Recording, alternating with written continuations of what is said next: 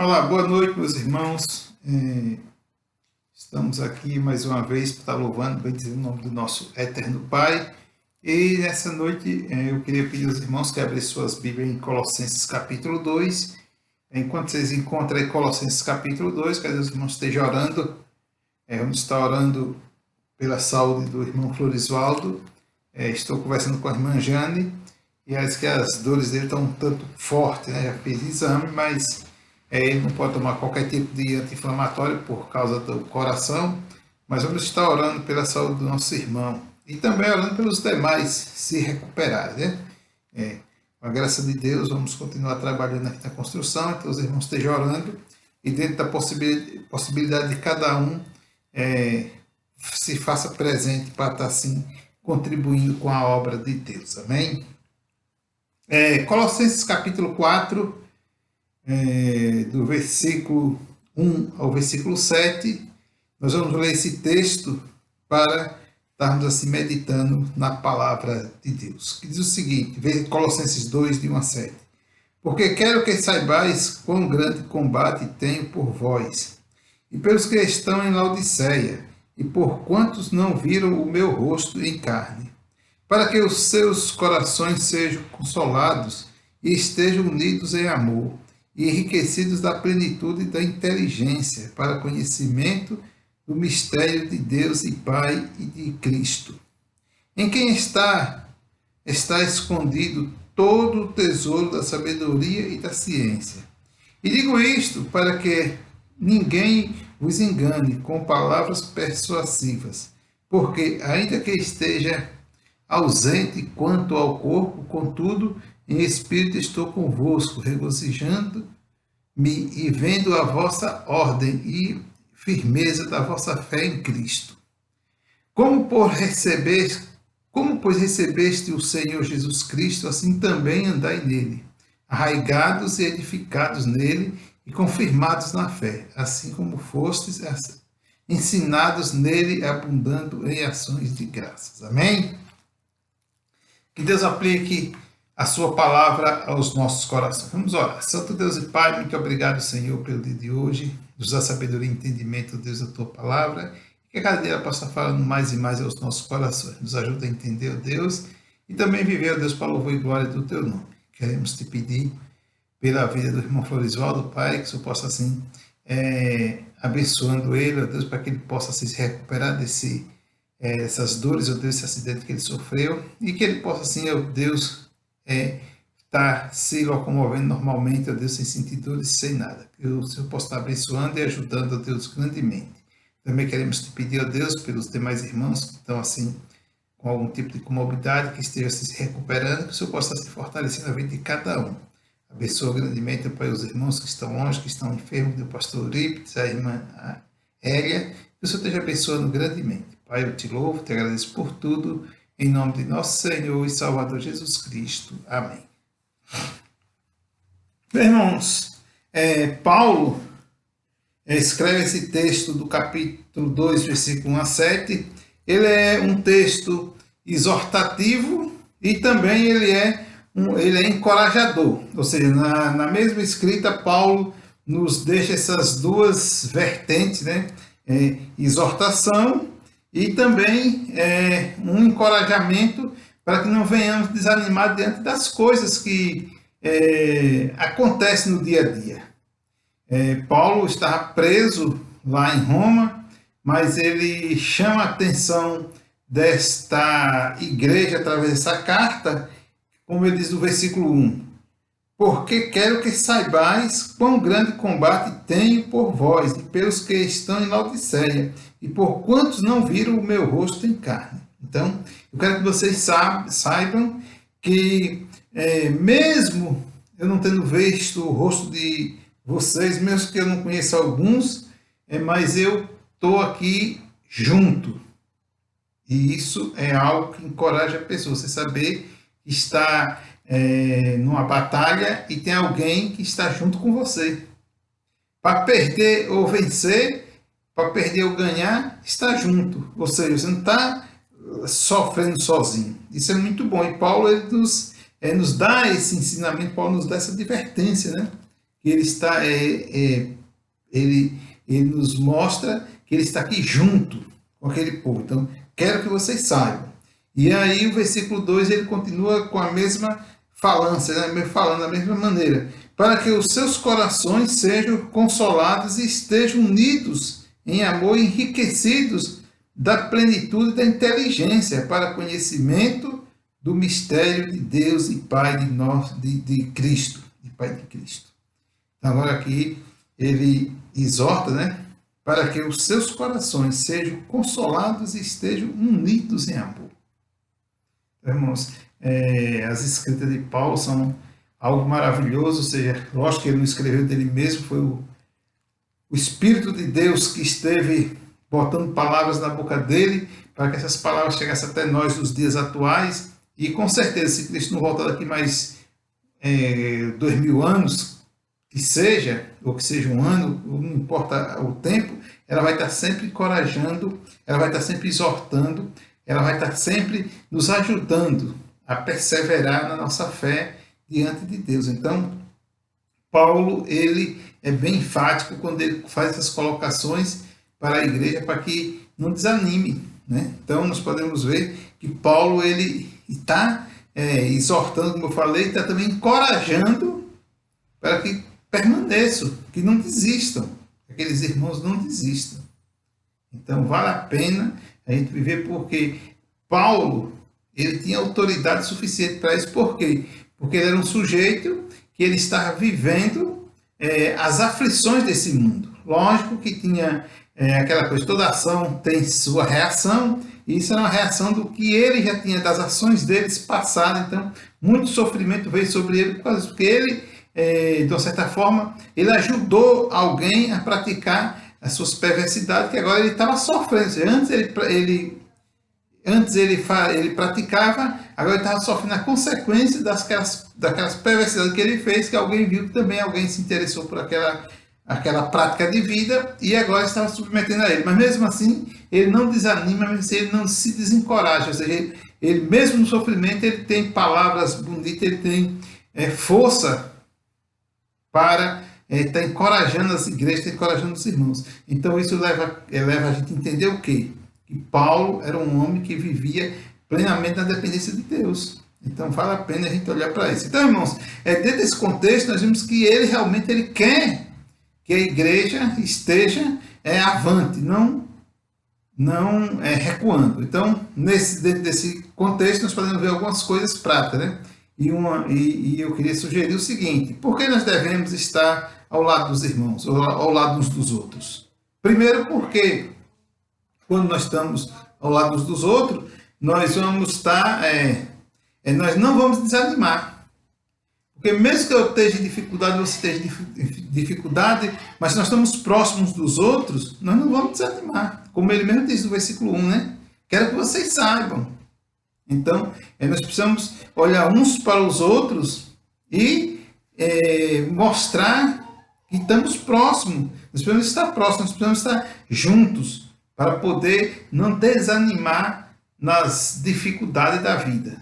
Porque tem aquelas dificuldades que elas são coletivas, mas tem aquelas dificuldades que são individuais.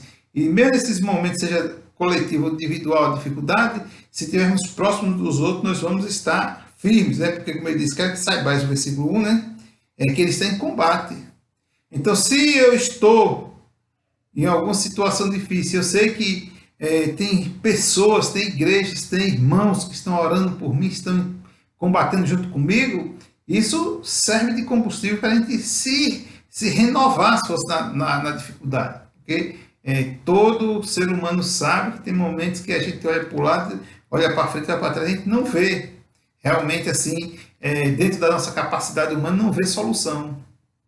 Mas se tivermos unidos, orando uns pelos outros, combatendo juntos, Deus dá a saída, Deus vai dar sempre uma forma da pessoa escapar. Então, a questão de estar próximo dos outros, isso é necessário na palavra de Deus. Porque Paulo aqui estava longe. E ele deixa bem claro, né? O versículo 1, porque quero que saibais que grande combate tenho por vós, e pelos que estão em Laodiceia, e por quantos não viram o meu rosto em carne.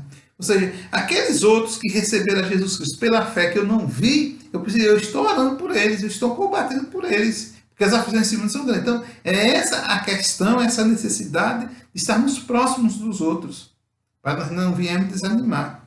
Em segundo lugar, nós podemos ver também que a gente estar próximo dos outros nos ajuda também, para nos ajuda a ter um amor fortalecido. Então, quando nós estamos próximos uns dos outros, o amor ele vai estar fortalecido, né? Então, o versículo 2 diz o quê? Para que os seus corações sejam consolados e estejam unidos em amor. A oração de Paulo, a afirmação de Paulo do versículo 1, leva para isso, ou seja, conduz a gente para isso, para que estejamos com corações consolados e unidos em amor. Porque só por amor, ou seja, só pelo amor, é que nós conseguimos estar próximos e nós conseguimos nos suportar uns aos outros, conseguimos orar uns pelos outros, conseguimos viver mesmo assim. Porque sabemos que temos os nossos pensamentos, temos as nossas ideias, e muitas vezes nossos pensamentos não batem com o pensamento dos outros. Mas por amor, pelo amor a Jesus Cristo, nós conseguimos andar junto. Porque a causa de Cristo ela é única. E se tivermos todos enganjados nesta causa, nós vamos estar no mesmo pensamento, nós vamos estar na mesma fé, nós vamos estar andando no mesmo caminho, trilhando no mesmo sentido. Então aí ele desenvolve. Por isso que ele diz, eu quero para que os seus corações sejam consolados e estejam unidos em amor. Não só unidos, mas enriquecidos. A segunda questão que ele coloca, enriquecidos da plenitude da inteligência para conhecimento do mistério de Deus e Pai e de Cristo. Então, é essa a questão do enriquecimento, essa questão do amor, é quando nós estamos com amor, o coração cheio de amor, é quando nós estamos próximos do amor, está realmente reinando em nossos corações, nós vamos chegar a esse ponto, né? De conhecimento, de enriquecimento, ou seja, a palavra de Deus ela vai estar nos alimentando, está nos fortalecendo. Paulo, ele direciona isso àquela igreja, e hoje nós podemos ver que ela serve para os nossos dias, serve para nos ajudar a permanecer firmes, não desanimar diante das dificuldades. Toda vida, a obra de Deus, ela tem a ajuda de Deus, é Deus quem faz, mas o homem precisa, aqueles que querem realmente fazer a obra de Deus, ele precisa estar se colocando colocando na plena vontade de Deus, colocando diante das dificuldades, porque o que acontece? Quando a pessoa se lança na obra de Deus, o inimigo ele tenta neutralizar, e aí ele começa a levantar as questões contrárias para que a pessoa não avance. Então, mesmo diante de tudo isso aí, nós precisamos só confiar em Deus, permanecer firme, sabendo que Cristo tem poderio, ou seja, o poder de Deus, de Cristo, ele é soberano e pode nos conduzir a qualquer situação. Ou seja, se Deus quer fazer algo usando a mim ou a você, ele vai fazer, porque o que tem poder. Agora precisamos o quê? Deixar Deus trabalhar, deixar Deus nos conduzir pelo caminho certo, pelo caminho dele, dentro da vontade dele. Porque se nós formos olhar, Paulo, quando Cristo encontrou ele, chamou ele, deu um tempo para ele poder se firmar na fé, para poder sofrer as consequências. Quando Paulo começou a pregar, que começou a sofrer as consequências, ele já tinha uma idade, já tinha um tempo que ele tinha se convertido, já tinha um tempo que ele já estava vendo as coisas. Então, quando ele começou a pregar o evangelho mesmo, as dificuldades começaram a vir. Inclusive, quando ele escreveu essa carta, ele estava preso. Ou seja, ele teria motivos para dizer, não vou fazer nada porque estou preso, mas, no entanto, mesmo preso, ele estava ali trabalhando. Então, você vê, e nós podemos ver que a obra de Deus tem essas dificuldades. Por quê? Não é porque Deus coloca ela difícil, não é porque o diabo ele quer atrapalhar. Mas Paulo diz que para que os seus corações sejam consolados. Mesmo diante das dificuldades, nós estamos com os nossos corações consolados por Deus. E é uma necessidade de a gente estarmos orando por esse consolo de Deus. E orando não só por nós mesmos, mas orando também por os nossos irmãos e estarmos próximos dele nas nossas orações. É necessário estarmos próximos dele. Então, Paulo nos leva a esse entendimento, nos leva a viver, nos chama a atenção para vivermos assim, né? Então, precisamos estar junto para não desanimar, e também precisamos estar junto para que o amor seja fortalecido em nossos corações, né? E também tem uma terceira situação que Paulo, ao escrever isso, ele nos mostra que em Cristo tudo é possível. E aí ele fecha ele fala no versículo 3, em quem estão escondidos todos os tesouros da sabedoria e da ciência. Então, irmãos, quando Paulo diz em quem, lógico que o versículo 3 ele fala de Deus Pai e de Cristo. Ele termina falando e de Cristo. Em quem estão escondidos todos os tesouros da sabedoria e da ciência. Então, a sabedoria aqui é o ponto-chave para que a gente possamos conseguir viver essas questões que falamos anteriormente. Ou seja, estarmos próximos, estarmos nos fortalecendo através da sabedoria. O tesouro é um grande tesouro que nós temos, que vem de Deus, estarmos juntos, né? E também estarmos fortalecendo nosso amor uns para com os outros. Também olhando com um olhar de misericórdia e, por amor, nos esforçando e até em algumas situações nos sacrificando algumas coisas para ver pessoas ouvirem o Evangelho, ver pessoas aceitarem a Jesus Cristo como seu Salvador. Não é só porque eu sou salvo que eu tenho que agora, não, porque como Cristo me salvou, agora cada um que se vira. Não. Muitas vezes temos que abrir mão de algumas coisas, entendeu? Mas vamos fazer isso com sabedoria. E essa sabedoria vem de quem? De Deus. Então, é nessa sabedoria, como diz no versículo 3, em quem estão escondidos todos os tesouros da sabedoria e da ciência. Mas o tesouro da sabedoria espiritual. Ou seja, agora nós podemos nos lançar na obra de Deus com temor e tremor, com paciência e entendimento da vontade de Deus, buscando sempre consultar a Deus onde devemos ir, como devemos ir, que horas podemos ir, e com certeza Ele vai estar nos instruindo, porque Deus, o nosso Deus, Ele não é um Deus mudo e nem é um Deus surdo.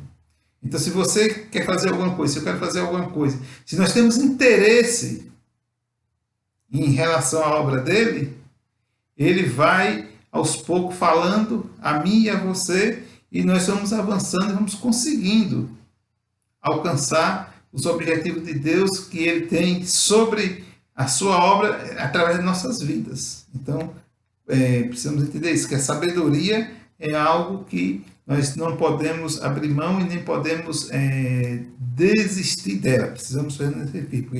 Em quem estão escondidos todos os tesouros da sabedoria. Então, sabedoria é algo interessante, porque sabedoria ela tem que vir de Cristo, né? Então, em Cristo, tudo é possível, principalmente as questões da obra dele, né? E, finalizando aqui, precisamos ele também nos mostra que nós precisamos, ou seja, quando estamos próximos dos outros, precisamos de convicção e firmeza. Não só convicção, mas também firmeza. Que o versículo 6 e 7 diz, como, pois, recebestes o Senhor Jesus Cristo, assim também andai nele, arraigados e edificados nele, e confirmados na fé, assim como fostes ensinados nela, abundando em ações de graça. Então, como, pois, recebestes o Senhor Jesus Cristo, e assim também andai nele. Então, isso precisa o quê? De sermos convictos que realmente Jesus Cristo ele é capaz de fazer isso. Não é a gente falar e não acreditar, porque nós temos visto nos últimos tempos muitas falâncias, estou orando por isso, estou orando por aquilo, e pouco se faz. Então precisamos orar mais e agir mais também. As duas coisas têm que andar juntas, ou seja, estarmos orando, porque ele diz o quê? Como, pois, recebestes o Senhor Jesus Cristo, assim também andai nele. Então, quando se trata de encorajamento, Paulo deixa bem claro que aquele povo eles precisavam andar em Cristo. E andar em Cristo é rejeitar as coisas desse mundo. São várias coisas desse mundo. Mas se a gente pegasse detalhadamente uma por uma, nós teríamos assunto para tratar a noite toda, ou uma semana toda, se possível, até mais disso. Mas o que nós precisamos entender é o seguinte, que no contexto geral, nós precisamos estar convictos que Jesus Cristo é quem realmente nos salvou, que Jesus Cristo é quem é o dono da obra, que Jesus Cristo é quem é o cabeça da igreja, e nós, como membros da igreja, precisamos estar nesse contexto, de estarmos próximos para podermos assim, poder sermos fortalecidos uns pelos outros e também ter o nosso amor arraigado, ter o nosso amor assim fortalecido na presença do nosso Deus. Porque Deus quer isso da sua igreja, Deus quer isso do seu povo. Amém, irmãos? Que Deus nos abençoe nessa noite e possamos assim estar todos firmes na presença do Pai Eterno. Mas vamos finalizar orando nessa noite. Santo Deus e Pai, muito obrigado, Senhor, pela tua presença em nossas vidas. Obrigado, Pai, pela vida de cada irmão, ó Deus, que o Senhor possa estar abençoando grandemente, fortalecendo, Pai, dando sabedoria e entendimento a cada um. E ajuda, Pai, o teu povo, ó Deus, a cada dia nas dificuldades. Também te pedimos, ó Deus, mais uma vez pela vida dos missionários, que o Senhor possa estar abençoando grandemente, fortalecendo a vida de cada um. Perdoa para nossos pecados, nossas falhas, e dá, ó Deus, assim um dia na tua presença. E nos ajuda, Pai, nos capacita em nome de nosso Senhor e Salvador Jesus Cristo. Amém. Que Deus abençoe, todos tenham uma boa noite na presença do nosso Pai eterno.